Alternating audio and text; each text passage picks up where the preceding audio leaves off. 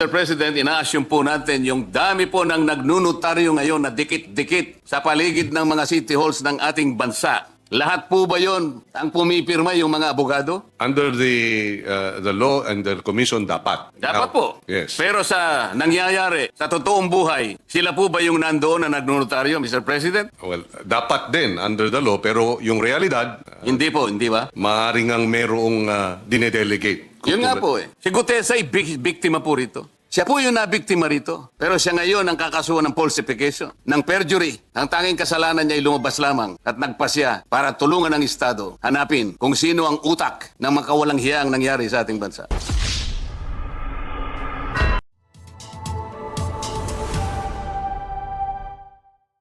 Kamakailan lamang po ay merong isang tao na naging controversial dahil sa kanyang ginawang pagtestigo dito sa Blue Ribbon Committee. Ang pangalan niya po ay Orly Gutesa.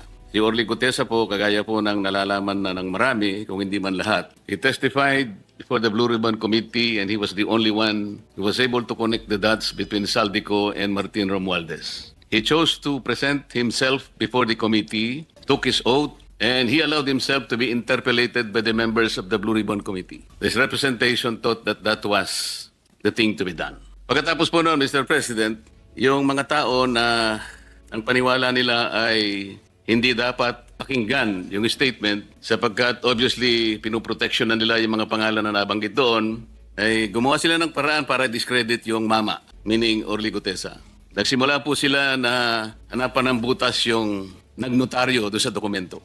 Sa akin pong palagay, Mr. President, naging muti ng academic yung notaryo sapagkat yung testigo humarap naman maghapon na nandito po kasama natin testigo at sinagot lahat ang mga tanong sa kanya. Ngunit hindi po sila nagkasya doon. Talagang pinagsikapan nila sa pagitan ng pag-disown nung notary public ng kanyang alleged signature. Mr. President, gusto ko pong malaman ngayon, hindi po ba kalakaran na yung mga nagpapanotaryo, ibibigay lang po yung dokumentong gusto nilang ipanotaryo sa opisina ng kanilang pinuntahan at kung magkano man ang bayad na hihingin sa kanila, magbabayad po. At kukunin na nila yung notaryo o yung dokumentong pinanotaryo. Hindi po ba ganun ang kalakaran, Mr. President? That is correct, Mr. President. Kinakailangan ng personal appearance ng affiant. Ganun nga po ang ginawa niya, Mr. President. At kung titingnan po natin sa mga matataong lugar, for example, the vicinity of a city hall, doon po dikit-dikit po ang mga opisinang nagnunotaryo. Ano pa nga pong nasa jeep na nagnunotaryo. Pangkaraniwan po bang nangyayari, Mr. President, na yung po nagpapanotaryo bago siya umalis ay pipilitin niyang puntahan yung inaakala niyang nagnotaryo at sasabihin niya, Ma'am, sir, pasensya na po kayo. Gusto ko lamang pong malaman kung talaga kayo po ang pumirma dito sa dokumentong ninotaryo ninyo. Nangyayari po ba yun? Sinisiguro po ba nung nagpanotaryo bago siya umalis na yung inaakala niyang nagnotaryo sa kanyang dokumento ay siya nga? At nire-require po ba niya na talagang patunayan ng nagnotaryo na pirma niya nga talaga yung nasa dokumento? Well, base sa personal kong karanasan, mayroong assumption ang nagpapanotaryo na talagang yung nagnotaryo ay mayroong komisyon. Hindi ho kickback. Ibig sabihin, notarial commission. May authority. So, I agree na hindi practice yung ang nagpapanotaryo, tatanungin pa yung nagnonotaryo, ikaw ba talaga itong pumipirma? In fact, kabaliktaran. Ang notaryo nagtatanong dun sa pipirma, ikaw ba talaga ito dahil kailangan mong humarap sa akin? Salamat po sa inyong kasagutan. Totoo po yun. Lalong-lalo na po kung yung dokumentong sinasabi nila na pinalsipika ay meron naman pong notarial details. Ang ibig sabihin po, merong stampad na ginamit na kung saan po sinusulatan yung mga detalye ng notaryo at meron pa pong parte doon na kung saan ay ilalagay mo yung numero ng dokumento, yung pahina, pati po yung bilang ng Book of Registry. Yung pong dokumento ni Gutesa, Mr. President, pag sinalat mo po, meron po kasi akong kopya. Meron pong dry seal. Ang ibig po bang sabihin, Mr. President, si Gutesa, kinakailangan pa niyang maghanap o mag-imbento ng stampad para sa notarial details at saka yung lugar ng opisina na kung saan i-stamp mo doon? Manghihiram o magnanakaw kaya siya ng isang dry seal? Paano gagawin ng isang ordinaryong taong pumunta sa isang notarial office na hanapin lahat ito? Saan niya kukunin yung notarial number? Saan niya kukunin yung book number, yung page number? Ano pong mapapala ng isang nagpapanotaryo kung pepekehin niya yung notaryo? Sir President, sa ordinaryong pangyayari po kailangan pa bang gawin ng isang Orly Gutesa yun? Yung ipeke niya yung... O paano niyang gagawin? Anong capacity ng isang ordinaryong tao na hanapin lahat yon? Sa konting oras na natitira sa kanya dahil kinabukasan kailangan makarating siya rito para personal siyang tetestigo. Ano po ang mapapala, Mr. President, ni Orly Gutesa kung ang kukunin niyang notaryo ay peke? Well, bilang abogado, if I may be allowed, clearly, ang merong, at the very least, ang dapat may pananagutan dun, yung pumeke, rather than si Ginoong Gutesa. In good faith, the way I see it, no, I could be mistaken dahil hindi naman natin nakausap personal si Mr. Gutesa. So this is really more speculative. In good faith, pumasok siya ron, sinabi magpapanotaryo, pinirmahan ni Ginoong Gutesa. At yun na nga, may stamp, may signature, may date, etc. So, kung merong may pananagutan dun, yung nameke. Kung totoo nga peke. At base ata sa findings ng executive judge ng RTC Branch 18, ay yung signature nga nung Espera ay falsified. So, yung nag-falsify nung signature, yan, may pananagutan po. Salamat po sa inyong sagot, Mr. President. Pangkaraniwan po kasi, sa haba at sa dami ng mga nagnonotaryo, hindi naman po talaga yung abogado o abogada ang pumipirma. Karaniwan po, meron silang staff, meron silang secretary, na sila lang ang pumipirma para sa kanilang principal. Palagay ko po ito, Mr. President, ay pangkaraniwan ang nangyayari. Ang biro nga po ngayon yung notarial services na nangyayari sa ating bansa already transitioned into a cottage industry. Tama po ba yung observation, Mr. President? In practice po, maaaring ang sabihin na nangyayari yan. Pero hindi pa rin, sabihin na nating legal. In other words, yung pagde-delegate ng notarial services sa isang staff is against the law. At according to our clerk, our court administrator, merong isinasagawang spot checking. Sino? Ang executive judge, Ang executive judge ng Maynila para madetermina kung talagang maayos yung dokumento, yung notarial registry ng mga notary, yung mga commission, notarial commissions. Kaya ko po binibigyan ng emphasis ito, Mr. President. Yung kahalagahan po ng kanyang sworn statement, kahit na po yung ating chair ng Blue Ribbon Committee, paulit-ulit niyang sinabi na yung relevance nung testimony ni Gutesa na ginawa sa harap mismo ng committee ay nananatiling valid sapagkat pinanumpaan niya before the committee. Ngunit, ang nakakabagabag nga po, Mr. President, bakit pinipilit na ibaling sa isang bagay na hindi naman yun ang punto ng pinag-uusapan? Naging moot and academic na po, ngunit pilit na ibinabalik. At ang nangyari nga po, sa takot ng Gutesa siguro, na siya po ay kakasuhan ng perjury, kakasuhan ng falsification, wala naman po siyang kinalaman at wala siyang kapasidad para gawin yun. Unang-una, wala po siyang motibo. Ang totoo po niyan, ako lamang po ang nagsabi sa kanya, ipanotaryo mo yan, Mr. Gutesa, kasi hindi man kita kilala eh. Parang karagdagang assurance lang sa akin na yung kanyang statement ay talagang ginawa niya ng buong-buo sa kanyang sarili. Kahit na wala yun tatanggapin ko naman yun Sasabihin ko lang, o sige, kung And talagang buong loob mo, Mr. President. I don't think that they will have that Sinabi ko po sa capability. kanya, pumunta ka ron. Buo ang loob mo at totoo lahat ang sinabi mo, pumunta ka doon. Ganun nga po yung ginawa niya. Sa makatwid, ang aking pong gustong ipunto, kahit wala yung notaryo, bakit po doon nila pilit? Doon nila pinipilit na ibaling ang pinag-uusapan. Para lamang po, para lang makaiwas, para ilihis, para linlangin ang maraming Pilipino. Ito po yung nakakalungkot dito. Si Gutesa po, nilagay niya sa panganib ang kanyang buhay at ang buhay ng kanyang pamilya. Gutesa has nothing to gain. Gutesa has everything to lose. Siguro po, sa kanyang puso, inisip niya, inasahan niya, natutulungan siya ng Estado na proteksyonan man lang siya. Dahil sa kanyang ginawa, para matulungan ang Estado, i-prosecute kung sino talaga ang may kasalanan sa malaganap at kasuklam-suklam na iskandal na ginawa ng mga taong kasangkot dito. Pero wala po eh. Wala siyang nahita. Despite his courageous testimony before the Blue Ribbon Committee,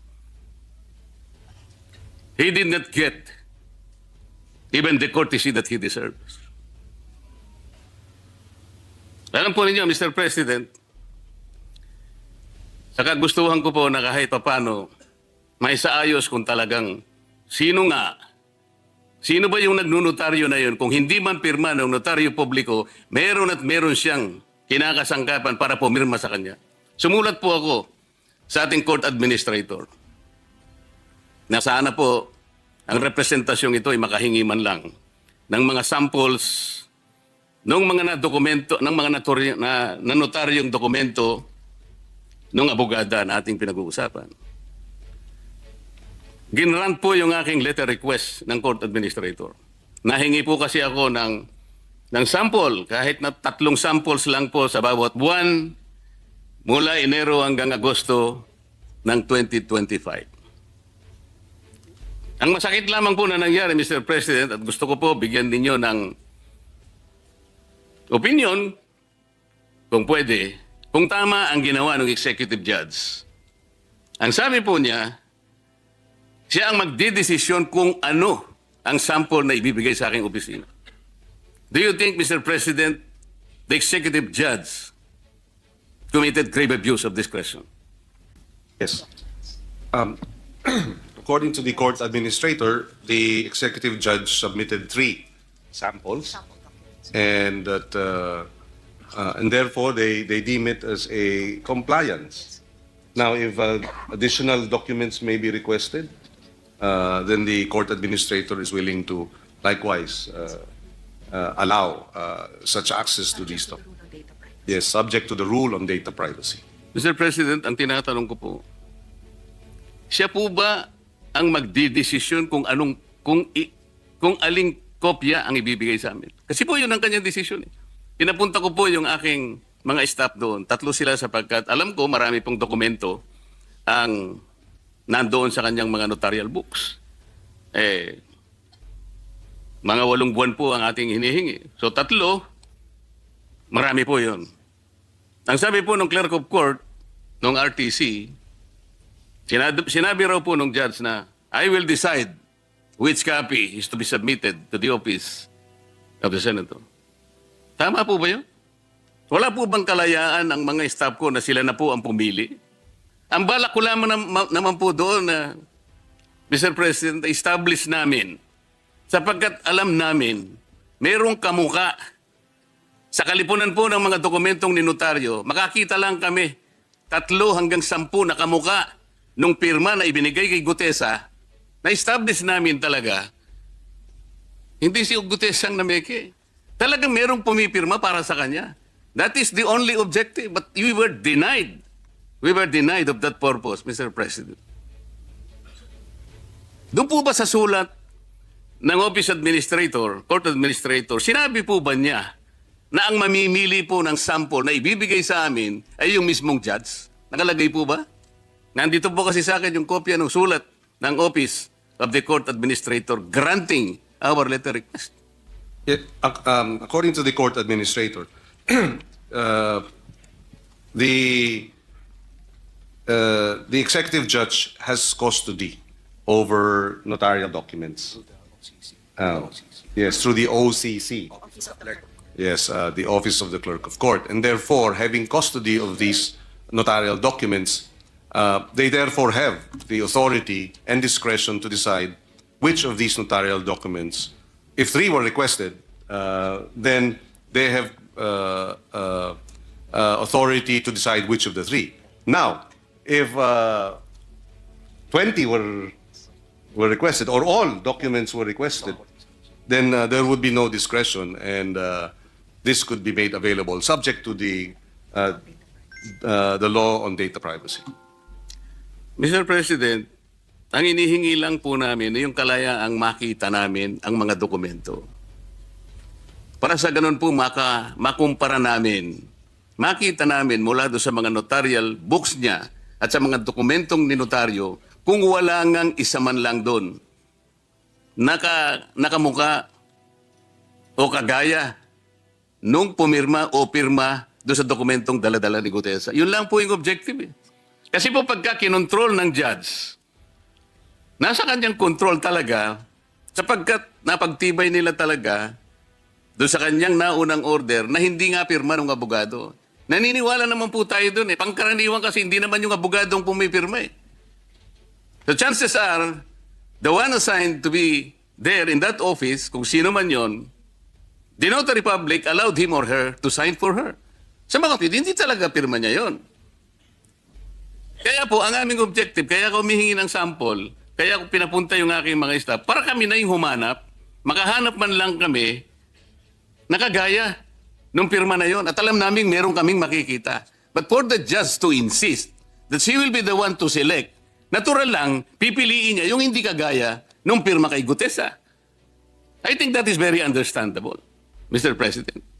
I share the concern of the good senator, and because of this, I clarified with our court administrator. Actually, access to all the documents, provided that it is under supervision of the clerk of court, your staff this may be granted. Access to all the records, provided that the clerk of court is there to supervise and to monitor the the going through these documents. Good senator. Ayun na po yung iniisip ko ngayon, Mr. President. Total, nandiyan naman po yung Office of the Court Administrator. Pwede po bang yung mismong libro na ang makita ng mga staff namin mula Enero hanggang September 2025? Ma-examine lamang po. Yes, according to the court administrator, with proper coordination, access to these documents can be granted, provided that it is under the supervision of the clerk of court and the executive judge. In other words, ilalapag dyan yung mga dokumento, yung notarial book, nariyan si executive judge, nandan ang inyong staff, nandyan yung clerk of court, at pwede pong busisiin itong at i-inspect itong mga libro na ito. Yun po kasi, Mr. President, ang pinakiusap namin para madali lang at makatulong din naman kami dahil marami namang gawain ng RTC. Nandun po yung 3 staff ko, nakabantay yung clerk of court, titingnan lamang po. And according to the court of administrator, they will allow such access.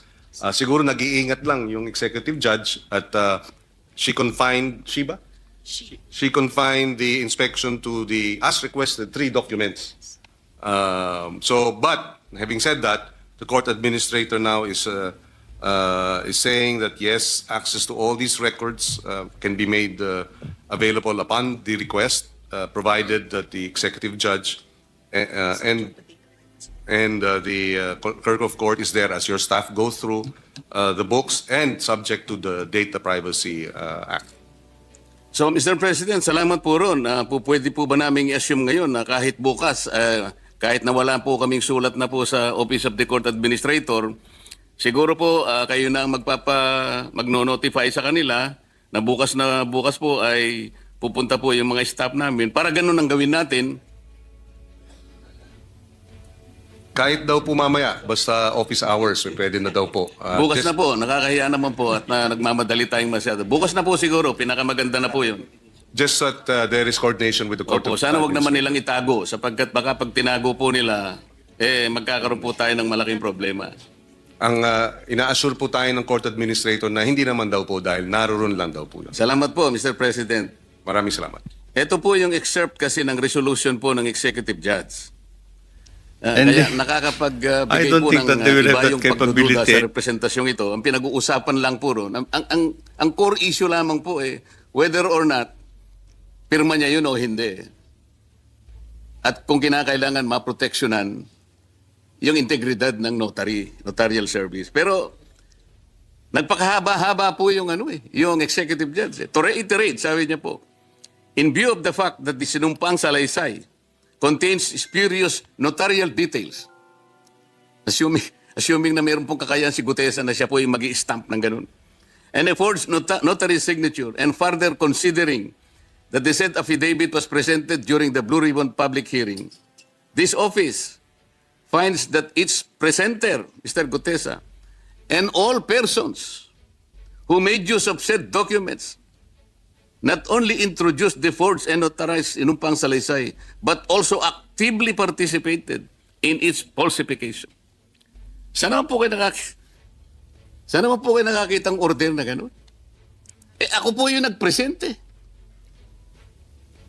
So ako pa pala ngayon ay masasakot sa falsification dahil sa aking paniwalang totoong sinasabi ng mama na ito, pumunta ka roon kung buwang loob mo, pero panotaryo yan, dagdag na kumpiyansa para sa akin. Ako pang nalintikan, Mr. President. O, sabi pa po niya, the above-mentioned statement is an excerpt from the resolution, and ito pa pala, pasensya na po, succinctly, it is an established rule, well buttressed upon reason, that in the absence of a satisfactory explanation when a person has in his possession or control a falsified document and who makes use of the same, the presumption of inference is justified that such person is the forger or the one who caused the forgery and is therefore guilty of falsification. Mr. President, the above statement is an excerpt from the resolution of RTC Manila Executive Judge Carolina Icasiano Sison. The resolution further states that aside from Mr. Gutesa, sabi po niya, all persons who made use of said documents not only introduced the forged and notarized sinumpang salaysay, but also actively participated in its falsification. Yung sinabi ko po kanina. Did the judge abuse her discretion? Well, according to the court administrator, it is their view that no, because there is a presumption of regularity. And if I may, well, I was listening to the good senator. Sabi kasi absent the facts, absent the evidence to the contrary, no? Or information to the contrary. Mukhang based on your explanation now and your narration, mukhang may absent nga dun sa information na which led to that ruling. That is my personal opinion as a lawyer. But according to the court administrator, because there is a presumption of regularity, then there was no abuse of discretion. Saan po ibinase yung presumption of regularity, Mr. President? All persons who made use of said documents do not only introduce the forged and unauthorized sinumpang salaysay, but also actively participated in its falsification. Tinawag ba niya ako doon o yung mga taong nag-present ng document na yon? Wala po. Ang totoo po niyan, this representation requested a copy of her resolution. Hindi po niya ako binigyan. Ang sinabi po niya, you are not party to the case. Who is party to the case, Mr. President? Ang sabi pa po niya, she gave a copy to the Blue Ribbon Committee. So this representation, nagpakuha po, nag-request sa Blue Ribbon Committee. Sabi ng Blue Ribbon Committee, we have no copy of that resolution. So sino po binigyan niya? Regular po ba yun? Where is the presumption of regularity here? Sabi niya, hindi ako party. Hindi ko naman sinabing party po ako, but party po ako ng Blue Ribbon Committee. And I am a Senator of the Republic. Hindi man lang ako bigyan ng resolution. What is so secret? What is so spectacular about this resolution? Bakit po? Why did she lie na binigyan niya Blue Ribbon Committee only to know that she did that? And then we presume that there is regularity in her action. Why? Mr. President, Well, according to the court administrator, the executive judge, they would assume knows her responsibilities, is aware of her role, her responsibility, and the authority given to her as custodian of these said documents. And that's where the presumption of regularity of her actions kick in, Mr. President. Mr. President, the presumption is disputable, isn't it? Definitely, it's just a presumption. We are disputing the presumption, Mr. President. Napakarami ko pong sinabi. We were only asking for samples within which to compare the signature in Gutesa's document. Siya pa ang mag-select until we were given now the right to examine all this. We requested for a resolution, a copy of a resolution. Ayaw po niya akong bigyan because I am not a party to it. Who is the party? I check with the intermediary of Gutesa. Ang sabi ka sa kanyang resolution, meron daw po subpoena kay Gutesa. The family said there was no notice, there was no subpoena that reached our residence. Ito po ang nangyayari. May problema po ba tayo, Mr. President? Dapat po siguro tinutulungan natin ang mga taong nagkukusa para tumulong, para hanapin ang katotohanan. Kahit na malagay sa alanganin, sa panganib ang kanyang buhay. Pero anong nakuha niya? Sino po ngayon ang magnanais pa na lumabas kahit may nalalaman siya na tumulong para matuntun natin kung sino may kasalanan? Walang iniwan sa isang tao na pumunta sa barangay, Mr. President. Nagsumbong. Yung pong taong yon, Mr. Barangay Captain, magnanakaw po yun ang kalabaw. Alam po ninyo kung sino yung diniscredit, kung sino yung inusig. Yung nagsumbong na may magnanakaw ng kalabaw. Yung magnanakaw ng kalabaw, hindi man lang.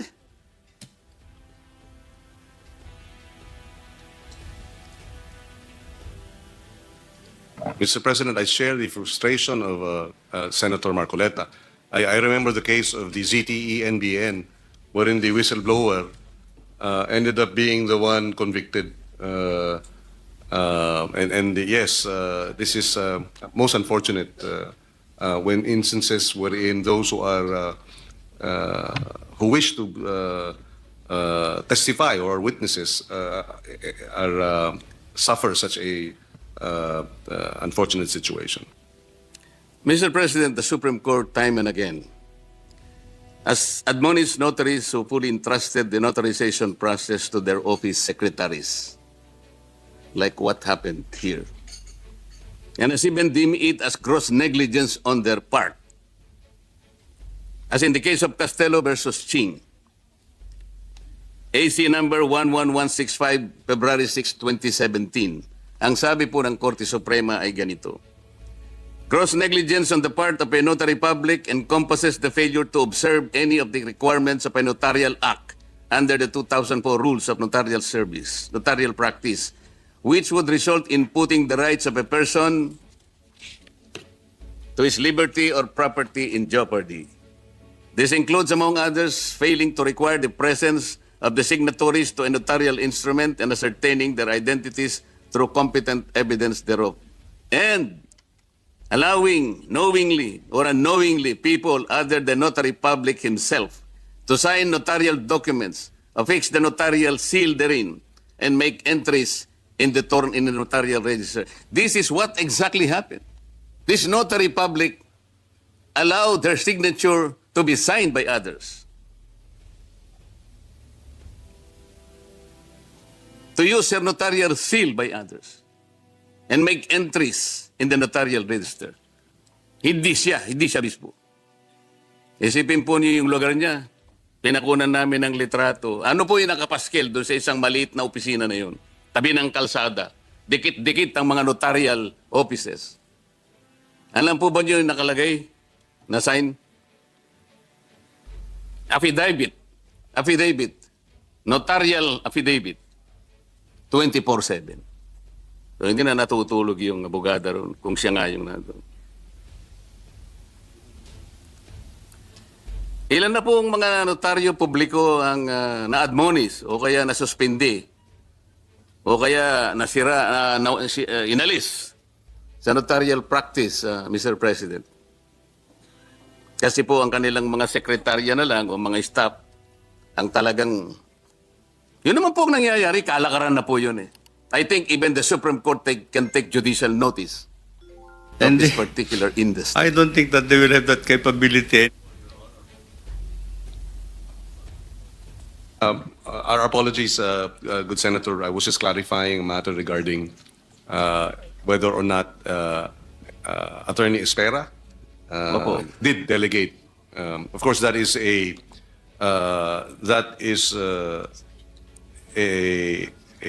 accusation or a allegation, rather. And if proved to be true, then definitely Espera should be held to account for that.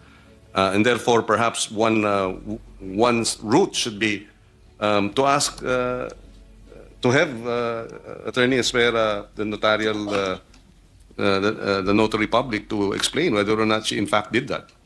Of course, Kasi po, Mr. President, yung ninotaryohan na kontrata ng PESA, ganun din po yung pirma.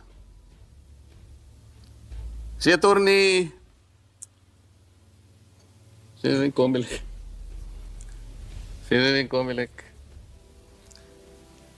Romy Macalintal. Nung makita niya po yung dokumento ni Gutesa na yung pirma gano'n, kapareho din ito yung mga... Ipinresent nila rito, yung intervenor sa isang barangay. Ang dami po nito. Kapareho din po yun eh. Kaya po, tinatanong ko, ilan na po yung nasuspindi kaya? Ilan na yung na-reprimand? Ilan na yung kinastigo ng Korte Suprema? Baka naman po, mangilan-ngilan lang. Kaya po siguro naging cottage industry na po ito eh. Gaano po tayo kaingat yung pagbabantay sa ganitong mga ginagawa ng ating mga abogadong nagnonotaryo po, Mr. President? according to the court administrator, marami na raw na suspend, no? Na notary public dahil dito sa ganitong mga hindi tamang mga kilos at very serious ang Korte Suprema sa ganitong mga usapin when it comes to notarial commissions and such acts, such malpractices.